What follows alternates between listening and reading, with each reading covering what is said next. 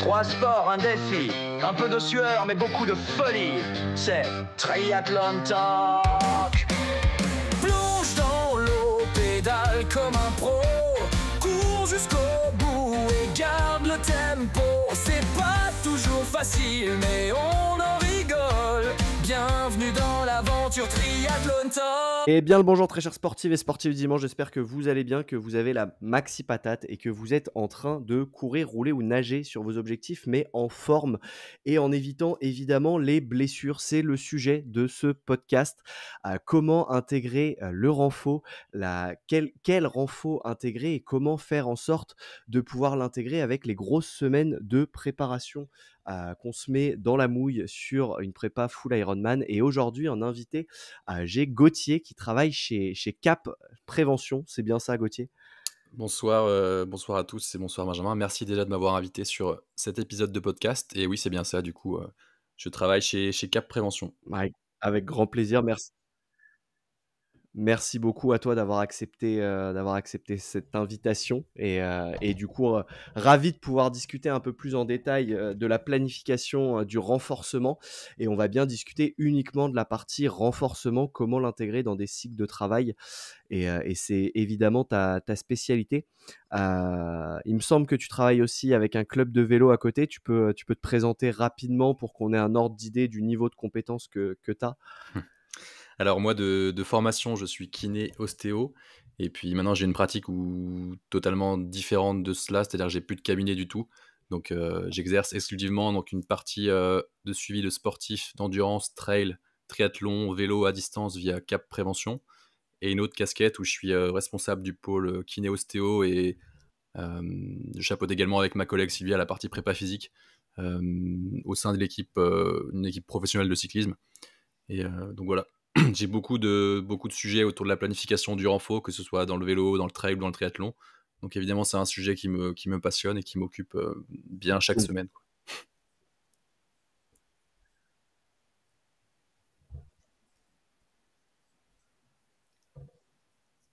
C'est donc évidemment un très gros skills chez toi et c'est justement ça qui m'intéressait et c'est pour ça que je t'ai demandé d'intervenir là-dessus, à savoir qu'on a travaillé ensemble il y a maintenant 2 ans pour un syndrome rotulien et c'était la première expérience de kiné que j'avais kiffé à distance parce que j'étais en Asie à l'époque et j'avais quand même Exactement. réussi à faire mon renfo là-bas et c'était relativement passé après 6 mois de gros boulot et j'avais réussi à finir mon ultra trail donc assez content. J'ai pas eu l'occasion de te remercier pour ce travail-là, mais merci.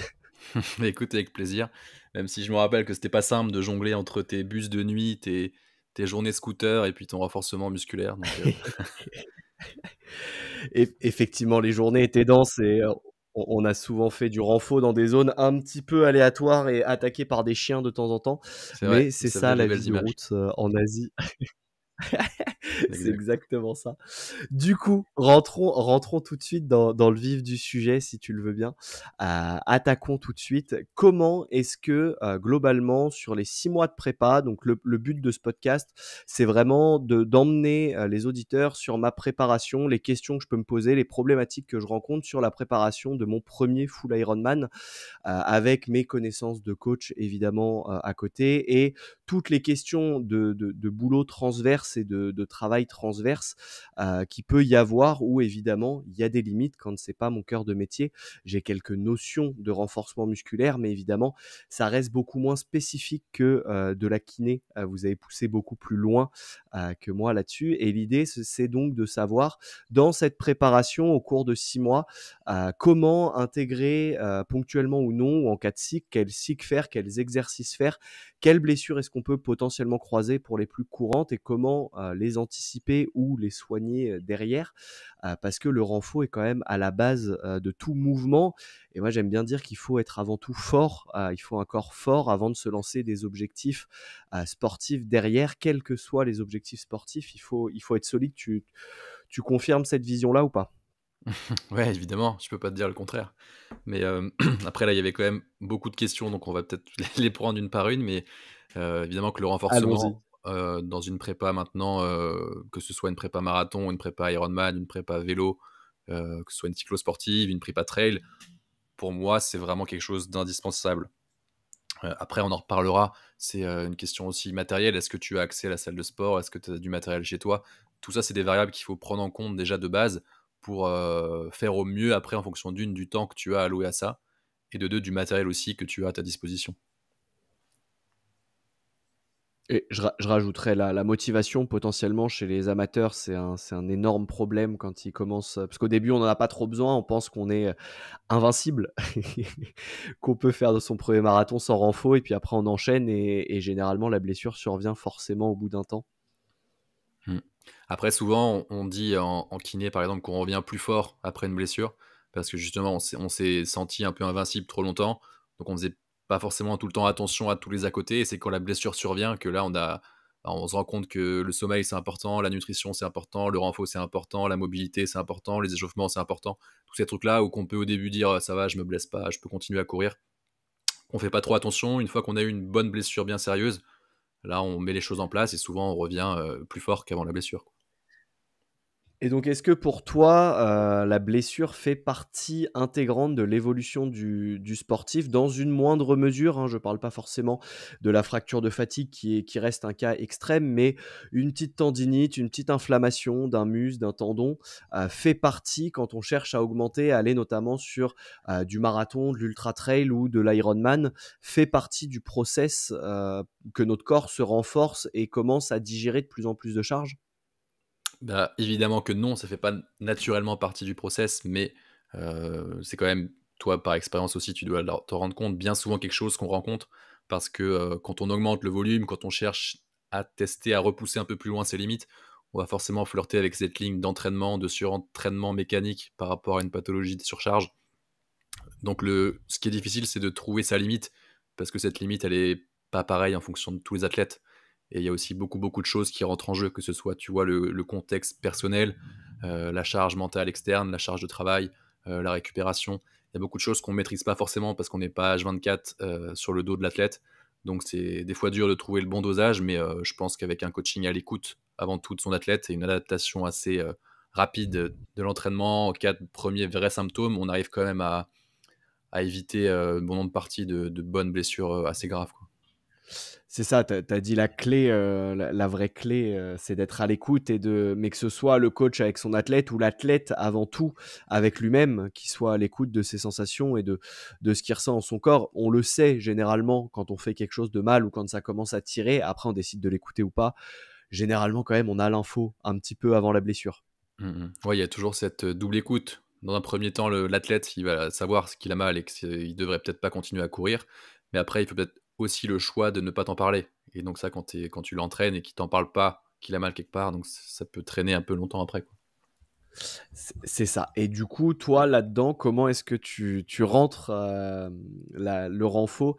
Comment est-ce que tu arrives déjà à déceler ce manque de communication avec l'athlète sur le champ verbal, non verbal, sur les intonations ou sur les allures, tu arrives à le voir?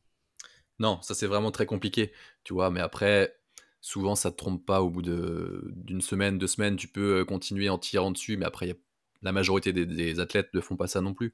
Mais, c'est très Heureusement. compliqué à distance. Heureusement pour nous. Quand tu coaches, un club, tu es autour d'un stade, tu le vois très bien si le mec il commence à boiter et si ça va pas, mais à distance, c'est ça qui est assez compliqué. Donc il faut aussi avoir confiance et il faut leur dire que enfin, ils ont rien à gagner à faire ça aussi. Je pense que les gens, ils sont là, ils payent un service, c'est pas pour finir blessé et au final, pas atteindre ses objectifs, quoi. Effectivement, c'est le prérequis de base et c'est un peu plus compliqué, à distance. Et du coup, comment est-ce que, tu mettrais en place, imaginons Gauthier, tu t'entraînes pour un full Ironman, tu as 6 mois devant toi. Quel cycle est-ce que tu choisis de faire? Pourquoi? Et comment est-ce que tu structurerais du coup ton renfort pour éviter toutes ces blessures-là potentielles? Comment est-ce que tu t'armerais pour affronter cette épreuve? Alors ça, c'est vraiment une question où je pourrais faire une dissertation de de 5 heures dessus. Mais, pour faire simple déjà, il faut comme on a dit tout à l'heure, savoir est-ce que je suis prêt à aller à la salle de sport ou est-ce que je fais travail à la maison? À partir Définir un petit peu le champ des possibles. Voilà, ça c'est vraiment la première étape, c'est, est-ce que je suis prêt à aller une fois, 2 fois à la salle de sport ou est-ce que je préfère, acheter un kettle, des élastiques ou alors même du matériel complètement de musculation à la maison pour travailler à la maison. Ça, c'est parce que dans la prépa Ironman, comme tu disais, il y a beaucoup, beaucoup de volume au bout d'un moment. Donc, il faut aussi penser à dans 3-4 mois, quand on sera quand même un peu cramé, est-ce qu'on aura toujours envie de prendre sa caisse, d'aller à la salle de sport, ou de prendre le métro, de prendre le tram, d'aller jusqu'à la salle de sport. Donc ça, c'est aussi vraiment, dès le début, un élément à prendre en compte, quoi. C'est clair, il faut avoir le contexte et effectivement la possibilité de le faire. Tu recommanderais quoi si on est dans un cas un petit peu unanime où tu as un athlète, disons, polyvalent, qui peut tout faire, qui est volontaire, qui a envie, il y a pas trop de limites, il peut soit aller à la salle, soit il a des petits équipements chez lui. Comment enlevons un petit peu ces contraintes-là et essayons de voir comment théoriquement tu ferais au mieux. Tu démarres par quoi sur les 3 premiers mois, en partant du principe que tu as déjà une petite base. Évidemment, tu te lances pas sur un Ironman en 6 mois si tu n'as pas un minimum de conditions physiques, parce qu'il faut quand même tanker. Ça veut dire que normalement, tu as déjà fait un L ou un M avant, et donc tu as déjà un petit peu d'entraînement de ce côté-là. Donc comment est-ce que tu planifierais ça? Donc déjà, idéalement, si l'athlète est volontaire, et je lui dirais d'aller à la salle de sport, parce que c'est là qu'on peut vraiment faire le travail le plus qualitatif et quantitatif aussi.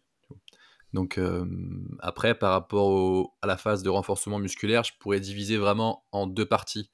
Une partie purement préparation physique, euh, optimisation de la performance, amélioration de l'économie de course, ou cette partie qu'on a de façon inhérente à la musculation.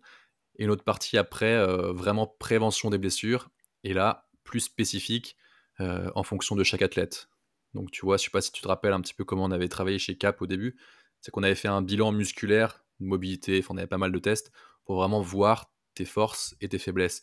Est-ce que déjà de base, t'as pas un petit déficit de moyen fessier, un petit déficit de mollet unilatéral à gauche? Est-ce que t'as pas des petites zones comme ça qui seraient aussi à privilégier dans ton renforcement musculaire? Beaucoup plus pour la partie prévention des blessures, avant de penser à la partie performance derrière. Évidemment, des petits ischios avec la société moderne, des petits ischios un petit peu faiblards. On retrouve souvent, je ne sais pas si tu as cette analyse-là, mais moi souvent, bien souvent, les ischios sont quand même un petit peu à la traîne par rapport au reste du Mhm. corps et de la shape. Donc tu vois, donc pour la partie prévention des blessures, ça vraiment, ça peut être sous forme de routine un peu en fil rouge toute la préparation, où on aura par exemple à l'échauffement des exercices vraiment spécifiques pour ça, ou même plus dans le corps de séance si on a vraiment besoin de cibler ces ischios. Mais tu vois, si c'est vraiment une activation, un renforcement de moyen fessier, un renforcement des stabilisateurs de cheville, un petit exercice de proprio, mais ça c'est vraiment en fonction du bilan initial d'avant prépa. Donc il faut se baser évidemment sur les antécédents de blessures de l'athlète. Si on a face à un athlète qui se dit j'ai le tendon d'Achille, j'ai enchaîné 3 tendinopathies d'Achille, ça peut peut-être être intéressant de faire un gros focus sur ça dans les premiers mois en parallèle du renforcement classique. Tu vois, c'est plein de petits exemples de ce type que déjà, même sans forcément être kiné ou avoir des notions de tests musculaires, tu peux déjà mettre en place des choses un peu par raisonnement comme ça, logique, quoi. En gros, commencer par renforcer les points faibles, on structure les fondations avant d'essayer d'élever la machine. Oui. Oui et non, parce qu'en fait, ça se fait aussi en parallèle de toute cette phase de renforcement plus classique, où Ok, tu vas et avoir, ça correspond à combien à peu près de séances dans la semaine en termes de temps et d'orga? en gros, moi, ce que j'aime bien faire pour les points faibles, quand c'est vraiment des points faibles pas trop importants, c'est, j'aime bien donner à l'athlète une petite routine qui fait 3 à 5 fois dans la semaine. Ça, c'est quelque chose de, allez, 15 minutes grand max qu'il peut faire avant d'aller courir, en rentrant d'aller courir, vraiment pour cibler sur ses points faibles. Par exemple, ça peut être un petit exercice, comme je t'ai dit, de moyen fessier, un petit stabilité, équilibre, renforcement de cheville. C'est vraiment des petits exos de points faibles qui fait ça un peu au fil de l'eau toute la semaine. Et en parallèle de Ok. ça, il va retrouver, en fonction de ses dispos, 1 à 2 séances de pure musculation dans la semaine, où là, il va vraiment être obligé d'aller à la salle de sport pour travailler plus en profondeur. OK, et à ce moment-là, comment est-ce que tu construis une séance? Est-ce que tu le charges? Est-ce que c'est au poids de corps? Est-ce que c'est plutôt avec des rebonds, avec des élastiques? Comment est-ce que tu structures la séance? Sachant que là, on va dire qu'on est dans les 3 premiers mois de la prépa, et qu'on n'est pas dans les 3 mois où on est en train de charger, on est plutôt sur des blocs pour une prépa full. Moi, par exemple, j'étais en moyenne entre 8 et 10 heures, mais avec beaucoup de qualitatifs dedans. Comment est-ce que tu le mets en place là-dedans? En gros, ce qu'il faut savoir, c'est que, pour faire simple, la qualité la plus importante à travailler dans un sport d'endurance, c'est pas forcément l'endurance de force, c'est la travail de force max.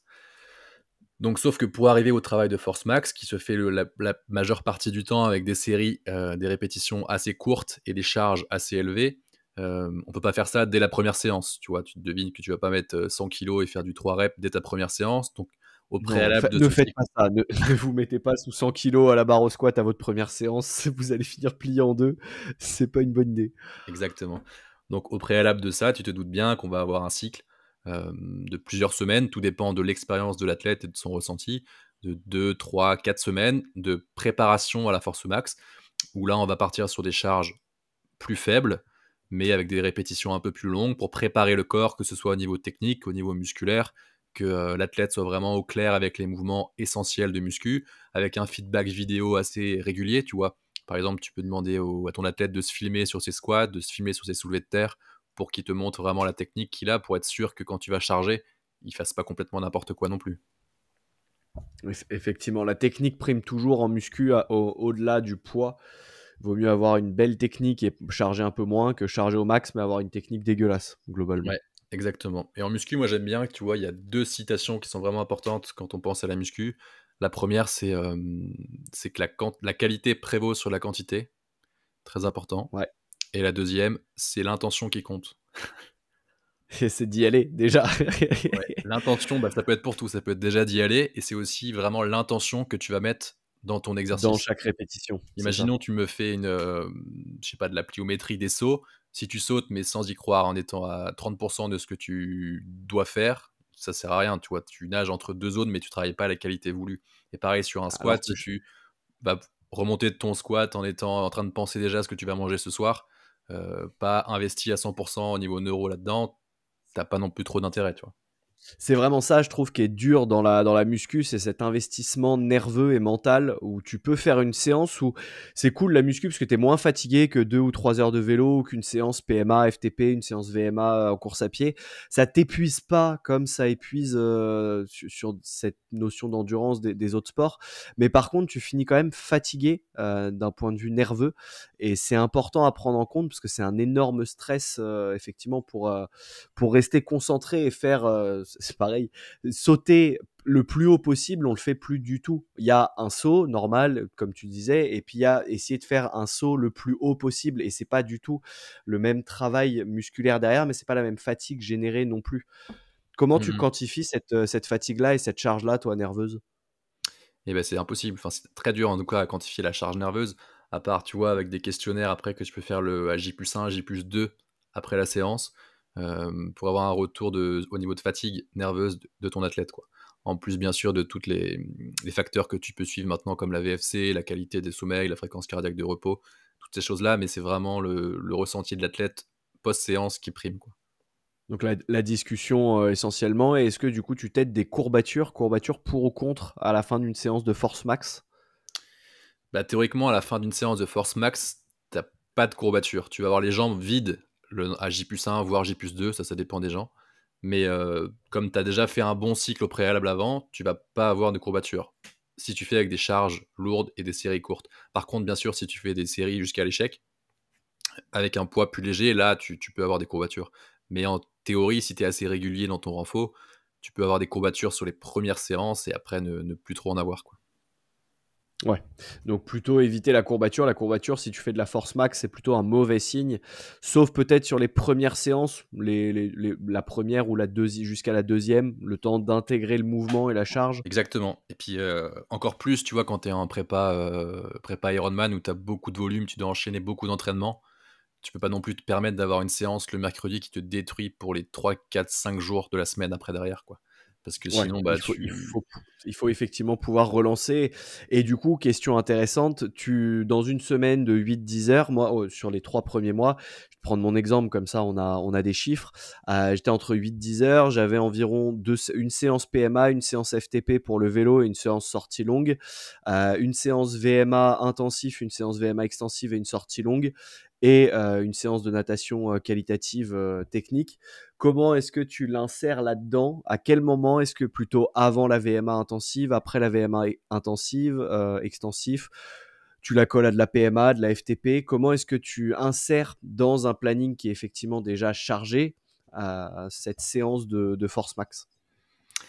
Ben ça, vraiment, ça dépend de l'objectif principal du cycle. Si ton objectif principal de cycle, c'est développer ta force max en muscu, dans ce cas-là, vaut mieux la faire en état de fraîcheur relativement important, tu vois.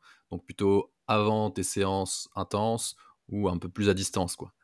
En revanche, si ton principal objectif, c'est de développer ta VMA à pied, il faudra mieux caler la séance de muscu à distance et plutôt après, quoi. Faudra mieux, Donc tu vois, plutôt privilégier hiérarchiser de nos faire objectifs. ta VMA fatiguée ou alors ta muscu fatiguée, tu vois, c'est au choix. C'est ça. Est-ce qu'il y a des qualités physiques qui sont transférables plus facilement? Par exemple, si tu fais de la force max avant une séance FTP, tu transfères beaucoup plus la force max sur le vélo que si jamais tu la mets après ou l'inverse? Est-ce qu'il y a des combos de séances qui peuvent, très bien marcher dans le cadre d'une prépa Ironman si tu cherches à développer, du coup ta force max? Ouais, dans le cadre du vélo, ça peut être vraiment pas mal de la faire avant, parce que tu peux aussi avoir un effet qui est un petit peu autre, qui s'appelle la PAP, la potentialisation post-activation. Où en gros, après une séance de force et de muscu, évidemment, si elle est pas monstrueuse et qu'elle te casse pas, tu peux avoir une amélioration de ta puissance après derrière. Donc ça peut être intéressant quand tu enchaînes avec OK une et du coup séance tu vélo. l'utilises et tu le transfères directement sur le vélo? Voilà, c'est ça. Ou alors tu peux aussi tout à fait, quand tu fais de la force max, recontextualiser après derrière avec des exos assez intenses comme des sprints, que ce soit à vélo ou en courant. OK et là, Tu du vois, coup, pour tu être dans mobilises cette, vraiment la qualité que tu cherches à développer? c'est ça, dans cette double sollicitation nerveuse avec le sprint précédé de la muscu, quoi. OK et dans le cadre, du coup, d'une prépa, Ironman, tu favoriserais le développement de la force max parce que c'est une qualité inhérente à l'endurance, mais est-ce que c'est plus intéressant avant le cycle de volume final et le spécifique final sur les 3 derniers mois? Plutôt, est-ce que tu préfères la force max ou la PMA ou la FTP ou la VMA? J'imagine que ça dépend de l'athlète. Bah, en gros, ce qu'il faut se faire, c'est, tu vois, un premier cycle, d'introduction, de préparation à la force max. Après, un cycle de force max le plus tôt possible, tant que tu es encore à distance de tes grosses séances importantes et que tu développes un peu tes qualités de base, tes fondations. Et puis après, quand tu es vraiment dans tes périodes plus spécifiques, c'est déjà beaucoup moins fréquent au niveau de la musculation et c'est beaucoup plus de l'entretien des qualités que tu as développées avant, que vraiment des grosses séances de force qui vont chercher à développer la force max, quoi. OK et du coup, tu mets combien dans le cadre toujours des 3 premiers mois, tu mets combien de séances de force max pour développer la force max? Parce qu'on voit tout, 1 séance, 2 séances, 3 séances, sachant qu'évidemment 3 séances de force max, bah, il y a 3 autres sports à côté à faire, Mmh donc mh. il faut le caler déjà. Comment tu choisis ça? Tu vois, je pense que le bon compromis, c'est vraiment 2 séances par semaine, hem, avec ce qu'on appelle, tu vois, des charges micro-dosées. C'est-à-dire qu'avec une séance, en fait, on prend le risque d'avoir un pic de charge aigu trop élevé avec la musculation et donc d'être beaucoup plus dur à encaisser sur la semaine. Alors que si tu divises cette charge en 2, ça va être beaucoup plus lissé sur la semaine et ça va avoir moins tendance à créer de la fatigue aiguë, quoi. Donc toujours dans OK, ces donc périodes de haut volume, ça peut être intéressant pour moi de diviser en 2 et de faire 2 séances, tu vois, avec 2-3 exercices maximum, dans la séance de force, hein. Je parle pas de l'échauffement et des petits trucs qu'on peut faire à côté, mais pour éviter d'avoir trop de charges aiguës et puis, dès le lendemain comme ça pouvoir enchaîner avec ou même le soir, avec les autres entraînements, quoi. repartir directement, plus vite et est-ce que dans cette force max s'applique à tous les muscles? Est-ce que tu as des exercices spécifiques pour le développement, toujours pareil dans le cadre d'un Ironman? Est-ce que ça vaut le coup, par exemple, alors on va poser la question, développer la force max des abdos, est-ce que ça a un sens ou est-ce qu'il vaut mieux, j'ai un petit bout de réponse, mais je préfère mettre les pieds dans le plat, ou est-ce qu'il vaut mieux développer plutôt les cuisses, les ischios, les mollets? Comment tu choisis tes exos et quels exos pour toi seraient, bangers si tu dois en choisir 3, 5, que vraiment ceux-là tu les ponces et tu fais ta force max dessus?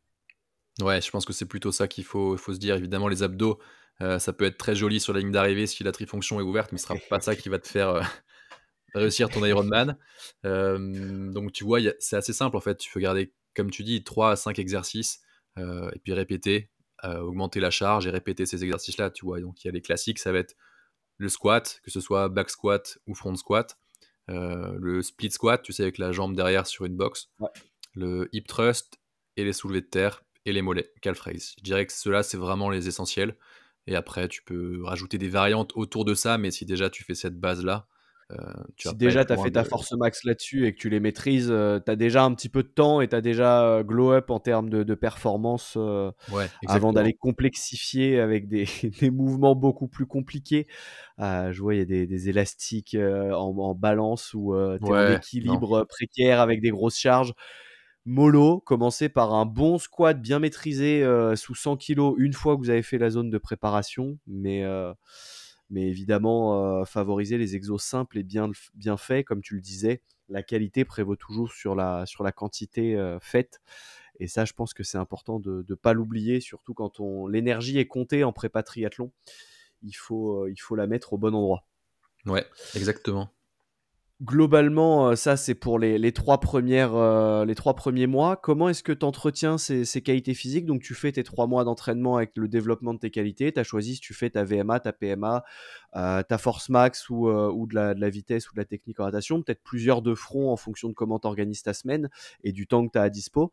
Tu les as développées, tu les as acquises. Comment est-ce que tu les entretiens quand tu arrives dans des semaines à 15, 20, 25 heures, que tu n'as plus le temps de rien d'autre que de borner concrètement à vélo, à pied et en natation? Comment est-ce que tu les intègres intelligemment et quelle quantité? Combien est-ce que tu en mets? Est-ce que tu te mets toujours sous poids? Est-ce que tu cherches toujours la force max à aller soulever le plus lourd ou est-ce que du poids de corps peut faire l'affaire? Alors moi, je suis toujours un partisan d'aller à la salle, donc toujours avec du poids et de la charge additionnelle. C'est juste, tu vois, le volume de ta séance ou les modalités de ta séance qui peuvent changer pour générer encore moins de fatigue, mais toujours avoir cette qualité de rappel du développement de la force max et des qualités nerveuses qui ont été développées durant les 3 premiers mois. Donc tu vois, pour ça, il y a plusieurs types d'outils. On peut en fait mixer avec des techniques d'isométrie, donc soit de l'isométrie pure, pour toujours travailler la force max, entretenir la force max, soit du statodynamique, où on va faire une pause de 3 secondes, par exemple au début de la phase concentrique, quand on Est-ce remonte que du tu peux squat, on fait une... définir pour les auditeurs ces deux modes de travail différents, Ouais, bien sûr. l'isométrie et le statodynamique? Alors l'isométrie, c'est tout simplement la contraction d'un muscle sans changement de longueur. Donc l'exemple que tout le monde connaît, c'est la chaise contre le mur, où on va contracter les cuisses, mais sans bouger. Évidemment, c'est pas dans ce type de modalité-là qu'on va travailler ce qu'on appelle vraiment la force max, mais ça va être, par exemple, des efforts de poussée maximum contre un squat ou avec une barre qui ne va pas bouger pendant des temps assez courts et avec un volume de 20 à 30 secondes total sur la séance. Donc ça fait des séances quand même assez courtes où on va juste avoir un rappel plutôt nerveux.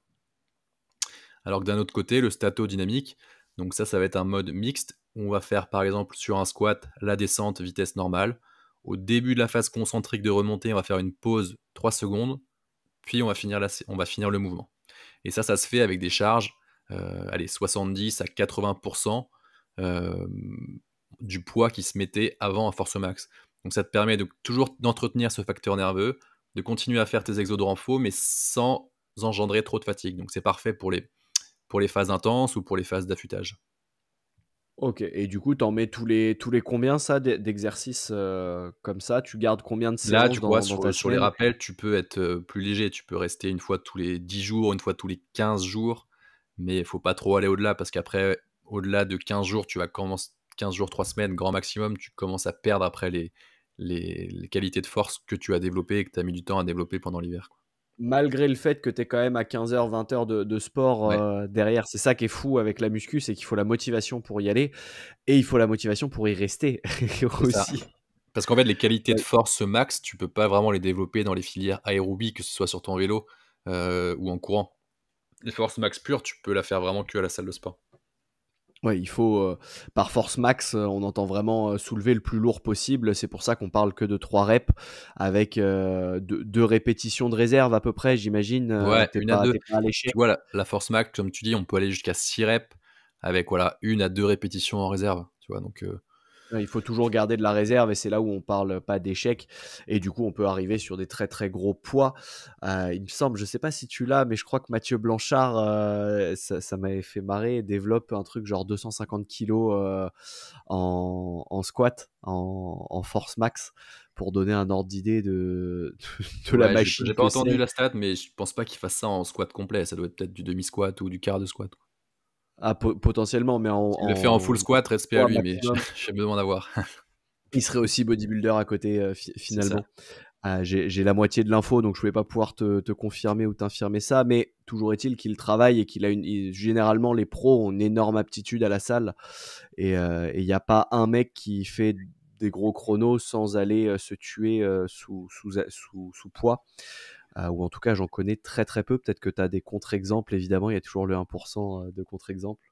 Ouais, bah, il y a toujours après, tu vois, ce qu'on peut appeler les anciennes méthodes où ça n'existait pas.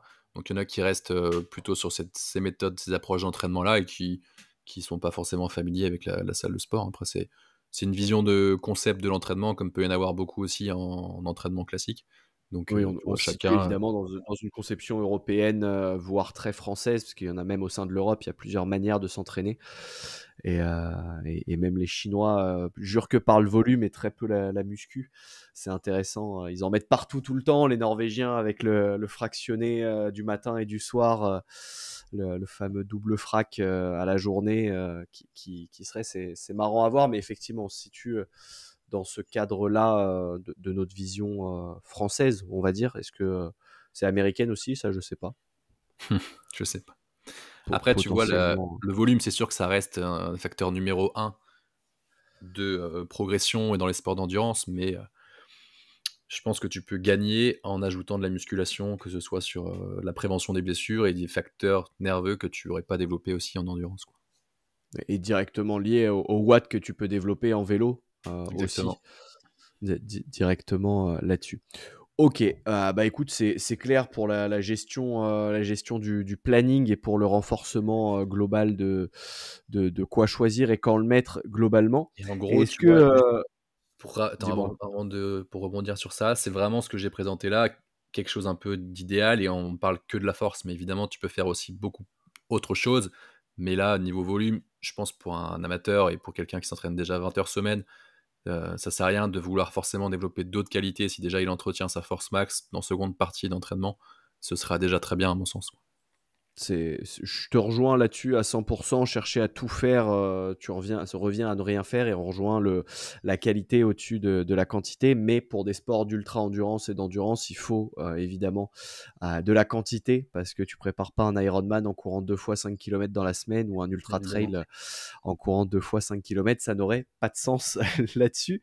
Non. Mais du coup, dans cette recherche de volume et de toujours plus pour se dépasser, de temps en temps, il y a des pépins. On a parlé en début, des petites inflammations, des petits bobos qui pop. J'en ai recensé 2 parmi les plus courantes. Si tu en as d'autres en tête, hésite pas. Au niveau du genou, il y a le TFL et au niveau du dos, il y a le psoas qui souvent font la gueule et ont du mal à suivre la charge d'entraînement. Est-ce que tu as des petites astuces, des petits tips, que ce soit en massage, en étirement ou en renfo, des exercices pour ces deux problèmes récurrents, on va dire, qui sont souvent, tu me dis si je me trompe, mais qui sont souvent les premiers gros problèmes croisés par les athlètes? TFL, oui, ou psoas, je vois moins. Mais peut-être que c'est un truc que tu veux dire, mais que je vois pas trop ce que tu veux dire. Bah, c'est en triathlon, tu as le passage du concentrique à l'excentrique, c'est souvent le psoas qui trinque sur le devoir se retendre et souvent c'est une charge qu'il a du mal à digérer et du coup ça donne des mal de dos ou des pubalgies derrière. D'accord. Ok. Bah, du Non moins mais pour le. Après, peut-être pas, hein, peut-être pas. tu vois, j'aime pas trop non plus donner des recettes de cuisine parce que c'est rarement comme ça, mais le mieux, si vous devez vous lancer dans une prépa Ironman, ce serait déjà de faire un bilan initial chez un kiné avant même d'avoir toute blessure et tout souci, pour vraiment faire des tests de mobilité, des tests de force, pour vraiment, comme on dit tout à l'heure, déterminer vos points faibles. Et après, pouvoir les travailler, c'est beaucoup plus sain et beaucoup plus simple que de se dire ah, je vais faire cet exercice-là pour prévenir ma douleur de psoas, je vais faire celui-là pour prévenir mon TFL. Alors qu'en fait, ça se trouve chez vous, ça fait rien du tout et c'est autre chose qu'il faudrait faire. Parce que tu vois, une blessure, c'est vraiment multifactoriel. Et maintenant, on sait que c'est pas forcément toujours la même chose et le même problème. Tu vois, ça peut. Si je prends l'exemple d'un TFL qui souffre, ça peut très bien être cette jambe-là qui est plus faible, ou ça peut très bien être cette jambe-là qui est plus forte et qui compense pour l'autre, et donc c'est celui-là qui souffre au début, tu vois. Donc ça, Et c'est du quand coup, il même vaut assez mieux compliqué renforcer. de donner des tips, si ce n'est d'aller faire un bilan au préalable de sa prépa pour travailler ça, quoi. Parce que rien qu'en faisant Donc, du renforcement musculaire classique, on va déjà prévenir au maximum ces types de blessures. Essayer de mettre toutes les chances de son côté. Évidemment, c'est pas seul et unique moyen de prévention. Il y a plein d'autres facteurs, mais ça va déjà rentrer en ligne de compte, quoi.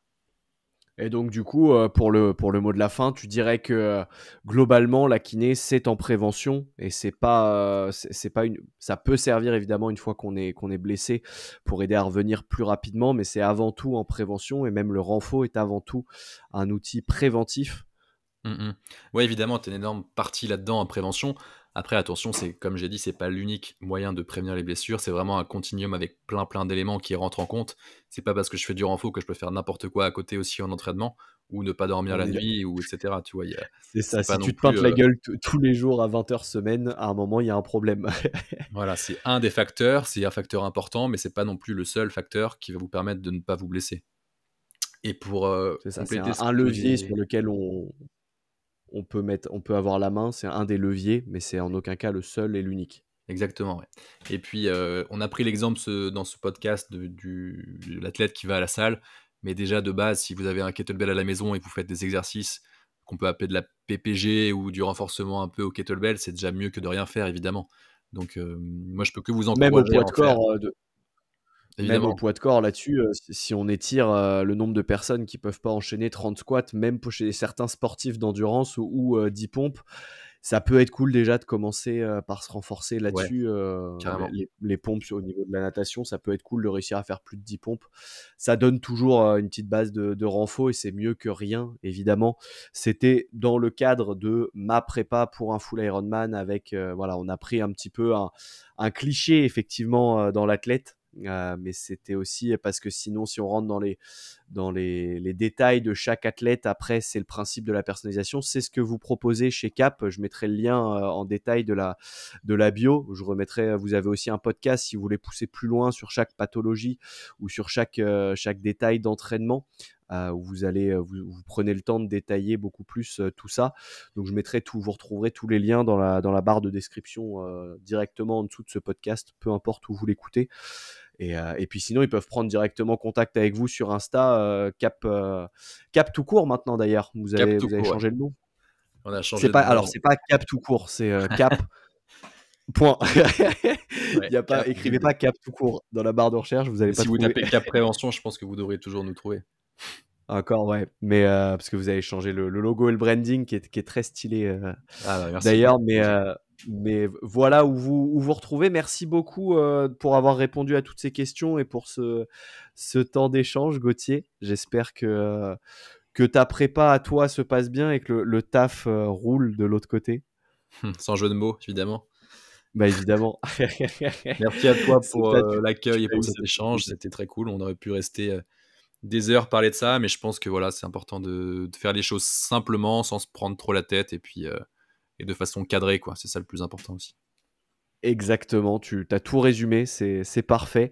Il me reste à vous souhaiter une très très bonne soirée, run ou pause toilette en fonction d'où vous nous écoutez. N'hésitez pas à évidemment noter ce podcast, dire en commentaire si vous faites du renfo, de la prévention et si c'est quelque chose que vous pratiquez ou non. Et puis allez nous suivre sur les réseaux pour plus d'aventures et voir un petit peu tout ce qu'on arrive à faire. Merci beaucoup Gauthier, je te souhaite une excellente soirée. Je te dis à très vite. Sur quelle course est-ce qu'on aura l'occasion de retrouver Cap prochainement? Il me semble que vous êtes sur la Maxi Race. Sur la Maxi Race, exactement. Il y aura une grosse délégation de Cap avec plusieurs équipes engagées sur les relais et puis un petit rassemblement le samedi soir plus convivial, on va dire. Et autour d'une bière, évidemment. On compte sur D'ailleurs, toi tu es le là-dessus. bienvenu si t'es Mais par n'hésitez ici. pas à aller les voir. Ah, malheureusement, c'est une semaine avant l'Ironman, donc ça va être très compliqué la Maxi Race cette année. Ça va pas. On va essayer de faire les choses intelligemment. Je vais pas aller me flinguer un maratrail la veille. C'est ça. Ce serait pas ouf sur la planification. Là-dessus, il y aurait une petite erreur. Parfait. Très bonne soirée à toi et je te dis à très vite, Gauthier. Salut, Ciao. merci, à bientôt.